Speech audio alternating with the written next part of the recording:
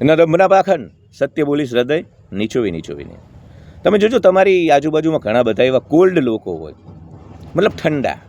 તમે એમની સાથે વાતો કરો તો તમને ઠીક જવાબ ના આપે. વારંવાર ફરીથી તમે સંવાદ સાધવાની પ્રયાસ કરો એ તમને જવાબ ના આપે.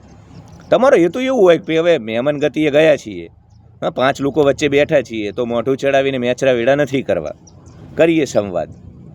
પણ એ તમને જવાબ નહીં આપે આવા લોકો, તમે વારંવાર પ્રયાસ કરશો તો. હવે આમાં 2 પ્રકારના લોકો હોય છે.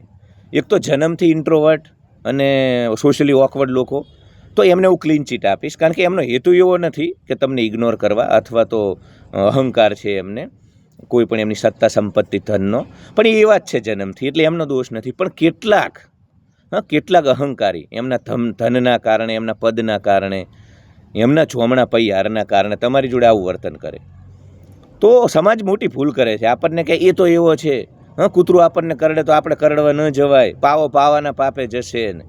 એટલે આવું કરીને આપણી જોડે સિમ્પિંગ કરાવે સમાજ, કે તમે સામેથી બોલાવ્યા કરો, સામેથી એમનો અહંકાર પુષ્ટ કર્યા કરો. ના, જેમ સાપનું ઝેર છે ને, એ સાપના ઝેરમાંથી બનેલી દવાથી ઉતરે ને, એમ આવા કોલ્ડ અહંકારી મિથ્યાચારી લોકોની સામે તમારે મહા કોલ્ડ અને મિથ્યાચારી થવાનું છે, તો જ તમે આમનો ઈલાજ કરી શકશો. નહીં તો તમારો ખુદનો આત્મવિશ્વાસ ને આત્મબળ ખતમ થઈ જશે.